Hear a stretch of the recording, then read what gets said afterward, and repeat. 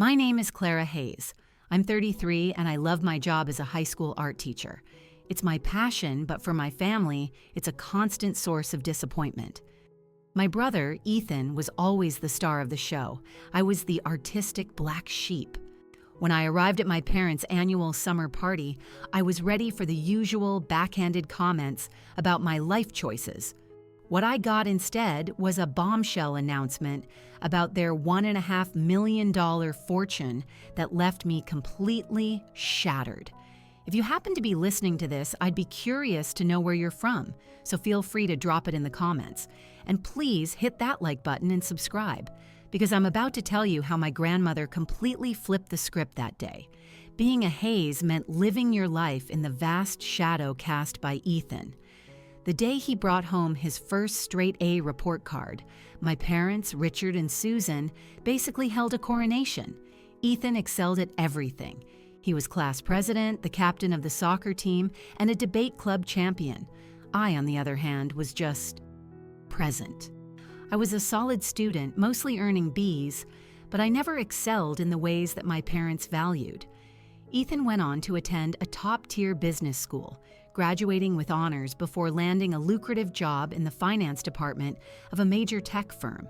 His life was a perfect reflection of my parents' dreams for their children.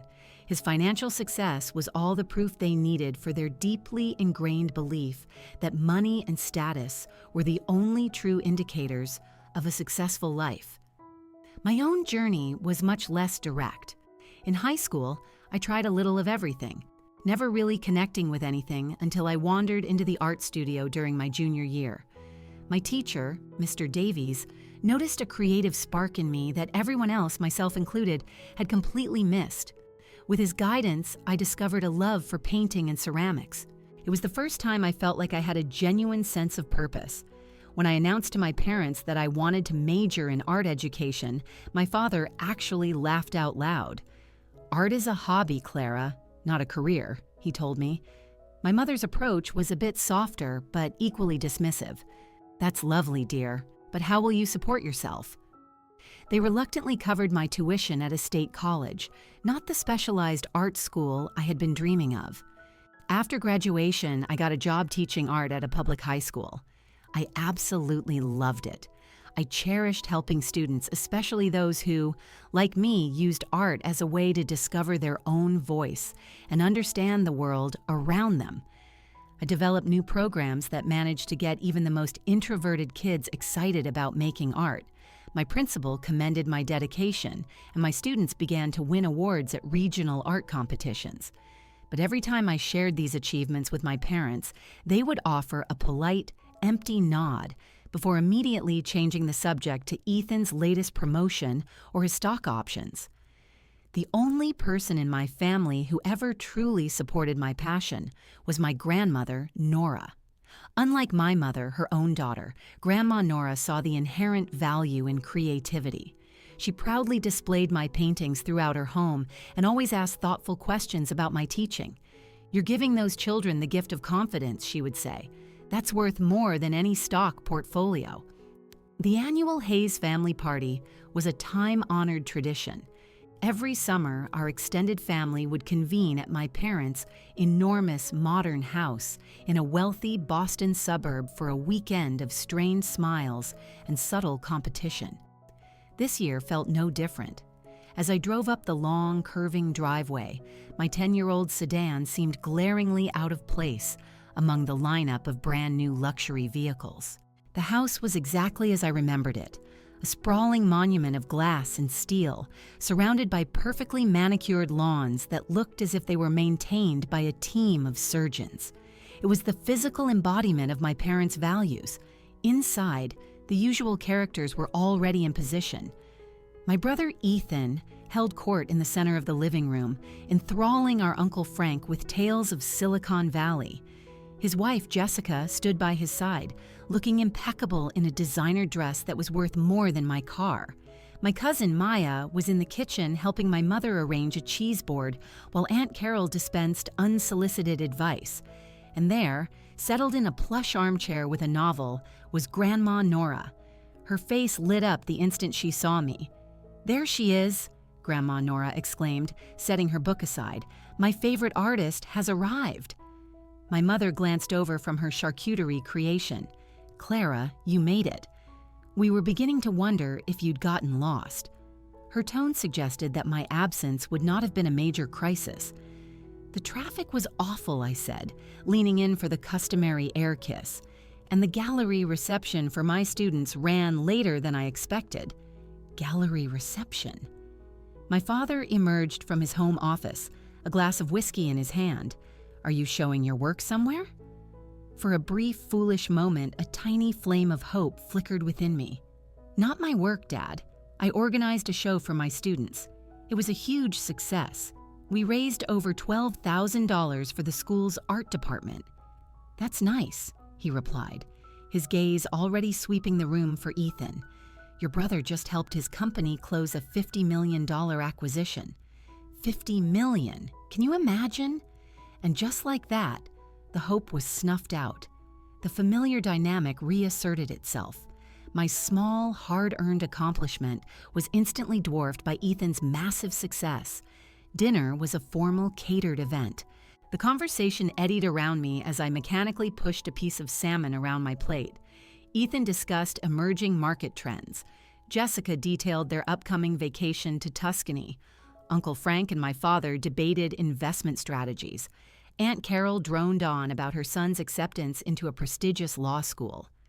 "Clara has always been so creative, though," my mother interjected at one point, in a transparent effort to include me. "Remember those little clay animals she used to make?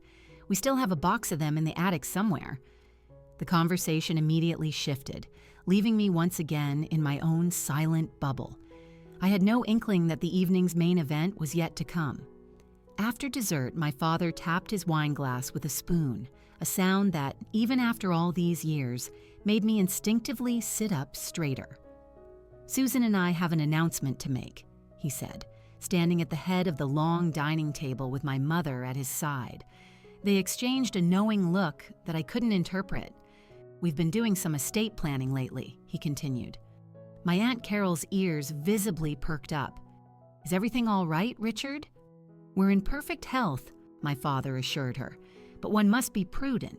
Susan and I have decided that instead of waiting until we're gone, we want to begin distributing some of our assets now. We want to see our legacy put to good use." A low murmur of curiosity rippled through the room. My cousin Maya gave me a look, her eyebrows raised in question.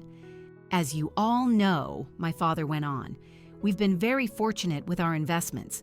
We are now in a position to give the next generation a significant head start." My mother nodded, her expensive haircut bobbing in assent. "We've given this a great deal of thought." A strange combination of hope and dread churned in my stomach. Could this be the moment? Was this when they would finally acknowledge me?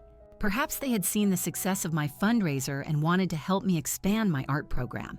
I allowed myself to imagine, for just a second, what their approval might feel like. "We have decided," my father declared, his voice swelling with pride, "to transfer $1.5 million to Ethan, effective next month." The room fell completely silent for a moment. Then my father added, "All of it." I blinked, certain I had misheard him. All of it? My mind struggled to form a coherent thought. My father continued speaking, utterly oblivious to the bomb he had just dropped on my world. "Ethan has demonstrated exceptional financial acumen his entire life. We have complete confidence that he will use these resources to grow our family's wealth for generations to come." Ethan himself looked deeply uncomfortable. He glanced at me, his expression a mixture of pity and embarrassment. "Dad, Mom, I appreciate this, but—" "Nonsense," my father cut him off. "You've earned this. Your investment instincts are flawless. This is simply the most logical choice." It was then that my mother turned to me.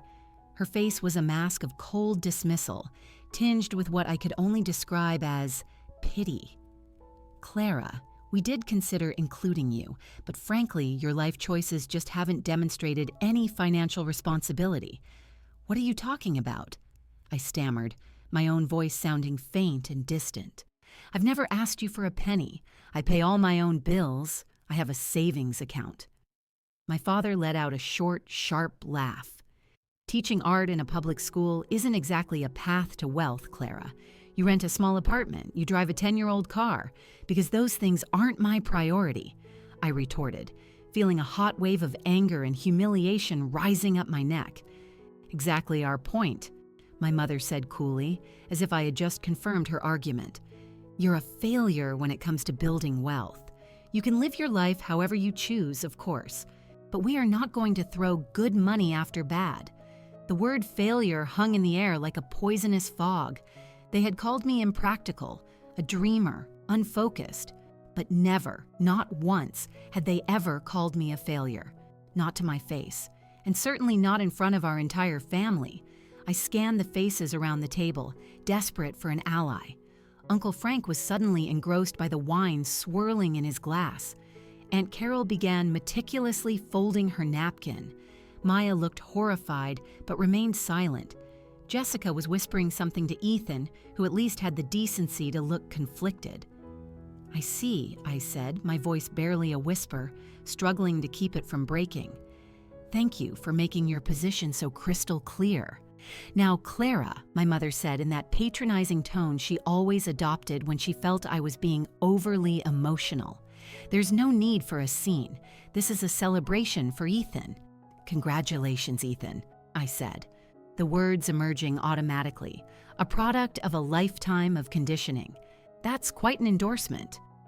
He wouldn't meet my eyes. "Thanks, Clara. I didn't know they were going to do this." A thick, suffocating silence descended upon the dining room.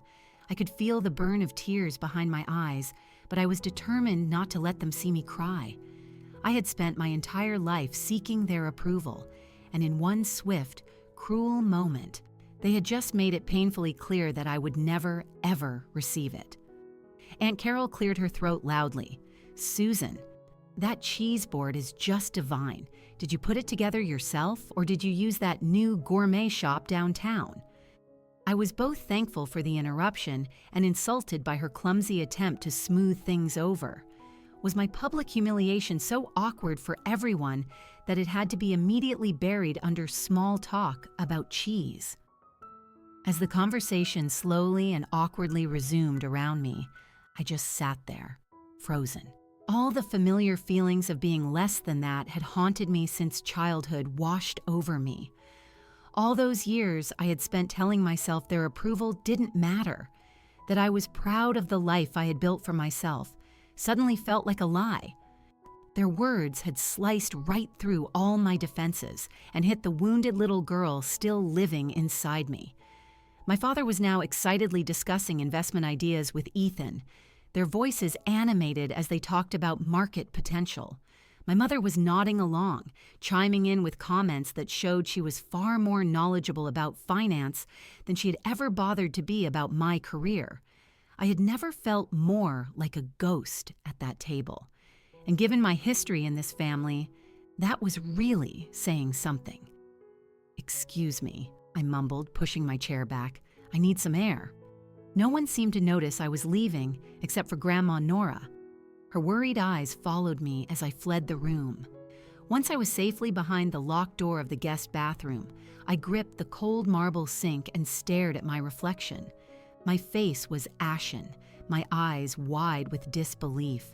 "You are not a failure," I whispered, but the words felt empty. In the silence of that bathroom, a lifetime of slights came flooding back. Me at 10, proudly showing my father a painting that won a prize at school, only for him to glance at it and ask when Ethan would be home from soccer practice. Me at 16, playing a piano solo at a recital, watching my parents repeatedly check their phones, impatient to leave for Ethan's debate match. Me at 22, graduating with honors in art education, overhearing my mother tell a relative that I was just teaching for a while Ethan was building a real career. I'd spent so much time and money in therapy, learning to validate myself, to define my own success. And in one single evening, my parents had torn down years of hard work with a few simple, brutal sentences. I splashed cold water on my face, trying to pull myself together. Having a complete meltdown would just give them more ammunition for their story about me being the emotional one compared to my logical, stable brother. I took a deep breath, straightened my shoulders, and unlocked the door. I could get through this. I would survive the rest of this nightmare evening with my head held high. Tomorrow, I'd go back to my apartment, my students, my life. The life that brought me real joy, even if it didn't bring me a fortune. As I walked back toward the living room, I heard my father's voice drift from his study, where the door was slightly ajar. Of course it was the right call, Frank, he was saying to my uncle. Clara has zero financial sense. That money would be gone in a year on paintbrushes and charity projects with no return on investment. She seems happy with her teaching career, my uncle replied, his tone non-committal. My father snorted. Teaching art isn't a career. It's a state-funded hobby. Ethan will turn that $1.5 million into something real. That's how you build a legacy. I forced myself to walk past the door before he could say anything more. The casual cruelty of him dismissing my entire life's work was like a fresh stab wound. Teaching wasn't just a job to me, it was my calling. I had seen, with my own eyes, how art could change a kid's life, giving them a voice and a sense of self-worth they couldn't find anywhere else. Back in the living room, Ethan approached me, a glass of whiskey in his hand. Clara, look, I really want you to know I had no part in this. I nodded, my body stiff. I believe you.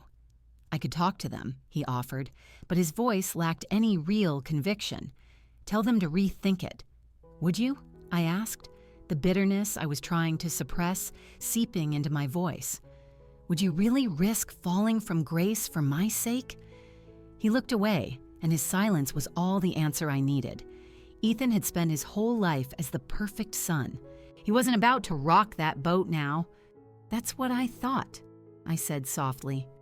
I could help you out, though, he said, shifting his weight. You know, if you ever need anything.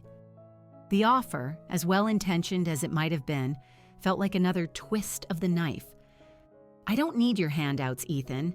Despite what Mom and Dad seem to think, I'm not a charity case. I live a perfectly fine life. I know that, he said quickly. I just meant... I know what you meant, I cut in. But taking money from you would just prove their point that I can't stand on my own 2 feet. He nodded, looking almost relieved. For what it's worth, he added, I do think what you do is great. Those students are lucky to have you. His words should have felt good, but they just felt hollow. Too little, too late. Where was this supposed admiration when our parents were tearing me down year after year? My heart was hammering in my chest. The room felt hot and stuffy, the chatter of my relatives overwhelmingly loud. I thought about just grabbing my purse and leaving, driving the 3 hours back to the city, but something made me stay. Maybe it was just stubbornness. Maybe I knew that running away would just confirm everything they thought about me. My cousin Maya came over and handed me a glass of wine. That was awful, she whispered. Are you okay? I took a large gulp of wine. Peachy. Your parents can be... She trailed off, looking for a polite word. Cruel? I supplied. She winced. I was going to say, intense. But yeah, that too. We stood there for a moment, just watching the party pretend to be a party again. My mother was showing Jessica her collection of antique vases, while Aunt Carol inspected a new abstract painting on the wall. It was surreal, as if the whole humiliating announcement had never even happened. Do you remember when you won that scholarship to the summer art program in New York? Maya asked out of nowhere. I nodded. It was a big deal, a highly selective program, and getting in had been one of the proudest moments of my teenage years. Your mom told everyone it was just a diversity thing, Maya said. I remember being so angry for you. I'd seen your portfolio. You were amazing, Clara. You still are. Her words brought back another memory I had buried. When I'd told my mother about the scholarship, she'd given me a tight, forced smile and said, "Oh, that's nice, dear." I guess they have to fill those spots somehow. My father had just grunted. Don't get any big ideas. I went to the program and I loved it, but their reaction had tainted the whole experience. Looking around the room, I felt a deep, profound loneliness. These were my relatives, my blood. But aside from Grandma Nora and maybe Maya, did any of them really know me? They had a version of me in their heads, a character they'd written long ago, and when I refused to play that part, they'd just labeled me a failure and moved on. The weight of that thought was crushing. I took another sip of wine, trying to numb the ache in my chest. I saw Grandma Nora watching everyone from her armchair, her eyes narrowed. Unlike the others, who were desperately trying to pretend everything was normal, she looked like she was thinking, cataloging every word, every glance. When my father tried to rally everyone for coffee and dessert, making a big show of pouring Ethan a glass of expensive, aged port to celebrate his good fortune, something inside Grandma Nora seemed to snap. She set her teacup down on its saucer with a sharp, deliberate clink and slowly got to her feet. At 88, my grandmother was still a force to be reckoned with. She stood tall, her white hair perfectly coiffed, her gaze as sharp as a hawk's. As she rose, a hush fell over the room. Even my father, the self-appointed master of ceremonies, seemed to sense a shift in the atmosphere. "Now it's my turn," Grandma Nora announced, her voice ringing out clear and firm. My mother looked bewildered. "Your turn for what, Mother?" "My turn to speak," Nora said. "I have sat here quietly for far too long, watching this family's toxic little drama unfold. Tonight I've had enough." The air in the room crackled with tension. My father shifted in his chair. "Nora, this really isn't the time or place." "On the contrary, Richard," she shot back. "Your announcement has made this the perfect time and place. I have watched how you and Susan have treated Clara her entire life. I have held my tongue out of some misplaced sense of respect for your roles as her parents. But that's over. That ends tonight." I felt a jolt of anxiety, but it was mixed with a wild, unfamiliar surge of hope. No one had ever stood up to my parents like this on my behalf. Grandma Nora turned and looked right at me. "Clara, I want you to know that I see you. I have always seen you. Your talent, your passion for teaching, the way your entire face lights up when you talk about your students. Those things have a value that can't be measured in dollars and cents." Tears welled up in my eyes, and this time I couldn't stop them. To be seen, to be validated by someone in this room, felt like a lifeline. "Mother, we know you're fond of Clara," my mother started, her voice dripping with condescension. "But Richard and I made a practical decision." "Practical?" Grandma Nora repeated, one eyebrow arched. "Let me tell you what's practical, Susan. It's practical to recognize true talent and nurture it.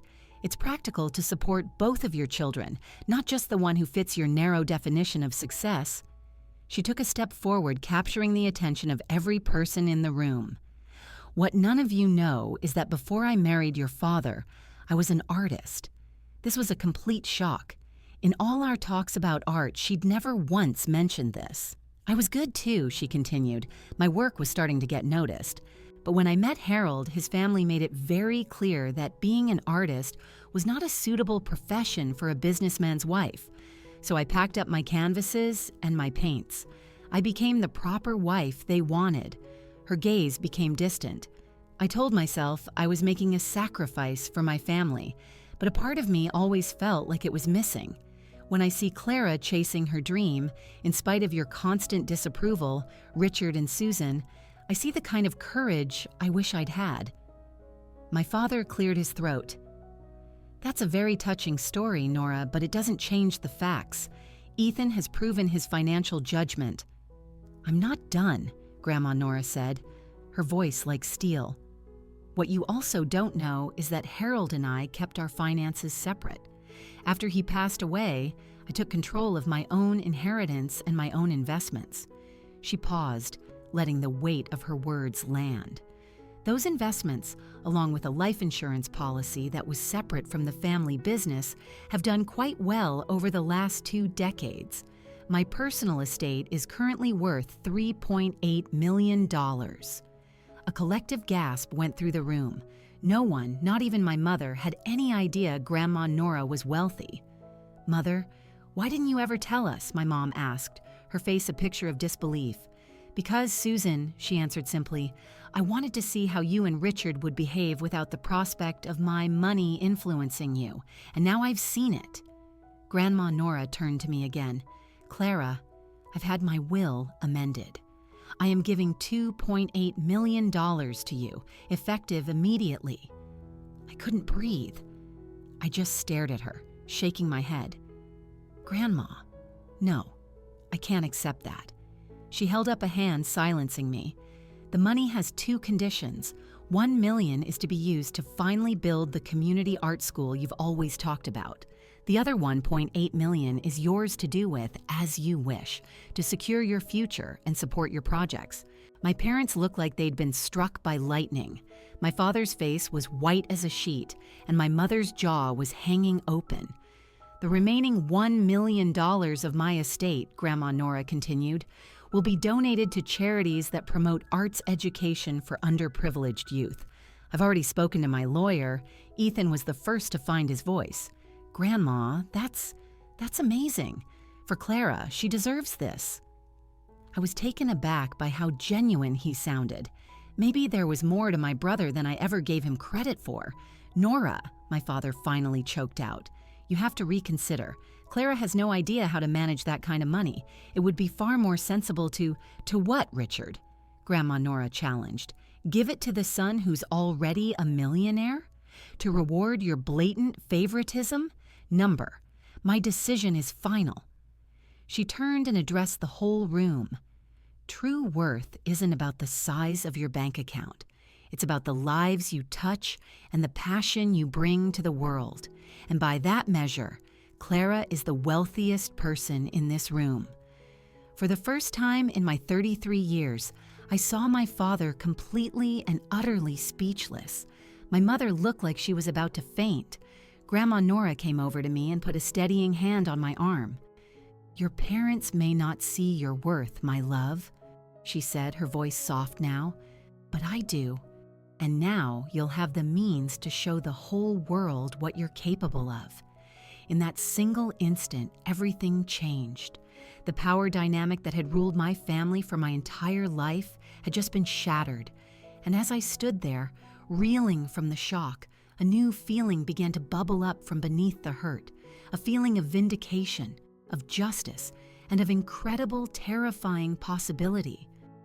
The silence that followed Grandma Nora's declaration was broken by the sharp clink of my father's whiskey glass hitting the table. "This is preposterous," he sputtered, his face flushing with anger. "Nora, you can't seriously think this is a sound financial move." "On the contrary," my grandmother replied, her voice icy calm, "I think it's the soundest investment I've made in decades. Investing in Clara's vision will produce returns you can't measure on a spreadsheet." My mother, having regained some of her composure, jumped in. "Mother, please be reasonable. We only want what's best for our children. Clara isn't prepared for this." "And whose fault is that, Susan?" Grandma Nora shot back. "Is it because you and Richard never bothered to teach her about money the way you drilled Ethan? Is it because you wrote her off as a lost cause from the start?" Finally, I found my voice. "I'm standing right here," I said, and everyone turned to look at me as if they'd forgotten I was in the room. "Please stop talking about me like I'm a child." I took a breath, surprised by the steadiness in my own voice. I may not be a financial genius like Ethan, but I'm not an idiot. I manage a tight budget for my classroom. I wrote the grants that funded my school's art program. I live within my means, and I contribute to a retirement fund. I turned to face my parents. "The problem isn't that I can't handle money. The problem is that you decided a long time ago that my passions were worthless." "That's not fair, Clara," my father scoffed. "We paid for your college." "You paid for it," I corrected him, "but you never supported it. You made it clear every step of the way that you thought I was making a huge mistake." "We just wanted you to be secure." my mother insisted, her voice pleading. Wanting your child to be secure isn't wrong, I conceded, but making them feel like a complete failure for choosing a life of purpose over a life of profit is. Do you have any idea how much I've doubted myself over the years because of you? How many times I've wondered if I should have just become a lawyer or an accountant to make you happy? The words I had swallowed for decades were finally pouring out. My hands were trembling, but my voice was strong. The crazy part is, I love my life. I love my job. I love watching my students find their own creativity. I know I'm making a difference. But there's always been this dark cloud hanging over it, this feeling that it's not good enough because you never thought it was good enough. Ethan stepped forward, looking genuinely troubled. Clara, I never knew you felt that way. I gave him a sad smile. How could you? We don't talk, Ethan. Not really. We say happy birthday and Merry Christmas. When was the last time we actually had a real conversation? He had no answer. My father, who detested emotional displays, tried to wrestle back control. Nora, this is all very dramatic, but your decision is impulsive. Let's all just take a step back before any rash decisions are made. There's nothing impulsive about it, Grandma Nora said. I've been observing this family for over 30 years. I've watched you diminish Clara's every achievement while you magnified Ethan's. I am making this decision with a very clear mind. To my complete surprise, Aunt Carol spoke up. Richard, Susan, I have to say, Nora has a point. We've all noticed how differently you treat them over the years. My parents looked at her, utterly betrayed. Even Frank has mentioned it, Carol added, looking at her husband, who gave a reluctant nod. You raised two wonderful children, Uncle Frank said, choosing his words with care. But you only ever seem to celebrate one of them. Maya chimed in.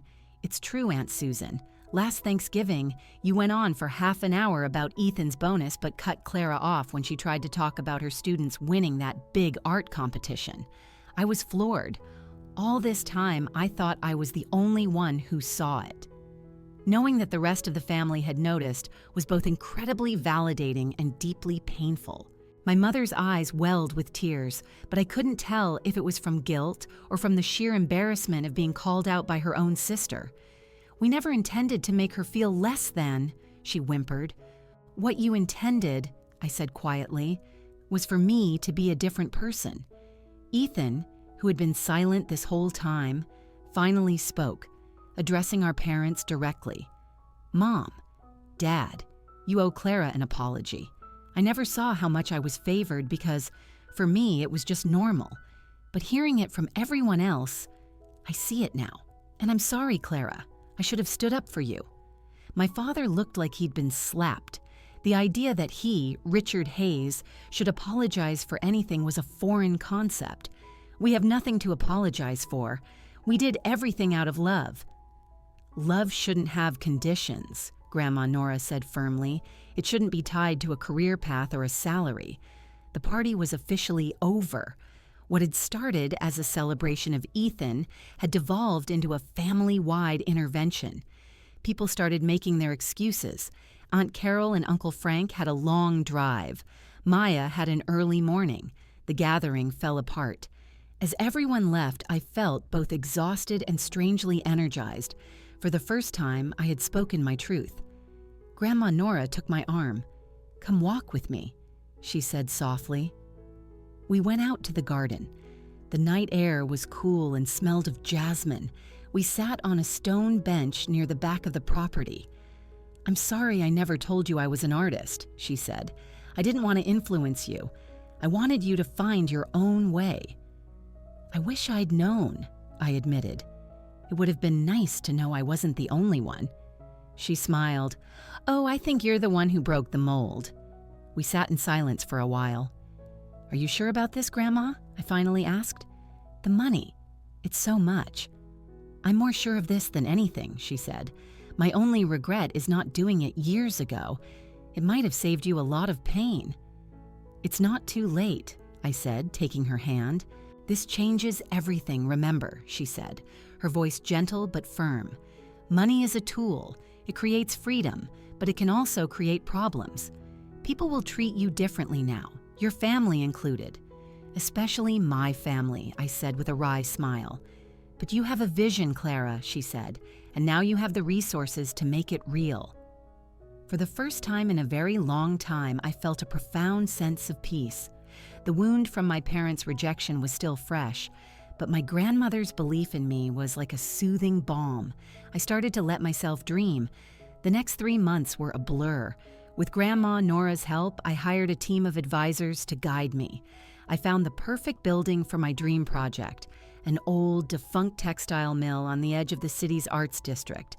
It had high ceilings, huge windows, and so much potential. Suddenly, doors that had always been slammed in my face started to swing open. The same city officials who'd ignored my calls for years were now eager to help. I hired a contractor and we began designing a space with classrooms, affordable artist studios, and a public gallery. The whole time, Grandma Nora was my biggest cheerleader. A few months into the renovation, Ethan called and asked if he could come see the place. He showed up one afternoon looking around the construction site in awe. "This is incredible, Clara," he said as we walked through the cavernous main floor. "I've been thinking a lot since that night at Mom and Dad's," he said. "I always told myself they favored me because I followed their rules. It never occurred to me that they just valued me more." "It wasn't your fault," I said, and I was surprised to find I meant it. "But I never defended you," he said, meeting my gaze. "I was so scared of disappointing them that I just let it happen. And I'm sorry." It was a real, heartfelt apology. "For what it's worth," he said, "I always admired your guts. You did what you loved no matter what they said. I just did what they wanted." I was stunned. "What would you have done differently?" I asked. He shrugged. "That's the sad part. I'm not even sure anymore. But watching you build this, it's making me think about what actually matters." Before he left, he told me something else. "I told Mom and Dad I wouldn't accept their money unless they made an equal provision for you in their will. You didn't have to do that," I said, touched by his solidarity. "Yeah," he said, "I did." A few weeks later, I got a stiff, formal email from my father stating that they would be amending their will to divide their estate equally. It wasn't an apology, but it was a start. My relationship with Grandma Nora bloomed. She told me stories about her life as a young artist and taught me how to read a balance sheet. "Your grandfather was a good man," she told me, "but he was a man of his time. He couldn't imagine a woman having a serious career." 1 year after that fateful family dinner, the Hayes Community Arts Hub celebrated its first anniversary. The gallery was packed for an exhibition of our students' work. We had served thousands of people. We had artists in residence. We had a thriving scholarship program.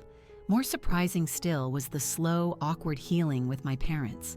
They had started coming to the center, looking uncomfortable at first, but gradually they began to show a new kind of respect. My father even complimented my business plan. For the anniversary party, my whole family came. Ethan announced a major donation to our scholarship fund. In a quiet moment, Grandma Nora pulled me aside. She showed me a stack of old letters from the 1920s, written by my great-grandmother, lamenting the artistic career she was forced to give up for marriage. 3 generations of artists in this family, she said. "You're the one who finally broke the cycle, Clara." That realization was powerful. Later that evening, I stood with my parents in front of a wall of paintings by our youngest students. My father stared at a vibrant, joyful little painting. "I guess," he said so quietly I almost missed it. "I just didn't get it. It wasn't everything, but it was something." My mother just touched my arm, her eyes saying what her words couldn't. I knew the healing wasn't over, but standing there, in the middle of this beautiful, bustling space I had created, I felt a sense of wholeness I had never known. The money had been the catalyst, but the real gift was the freedom to define my own success.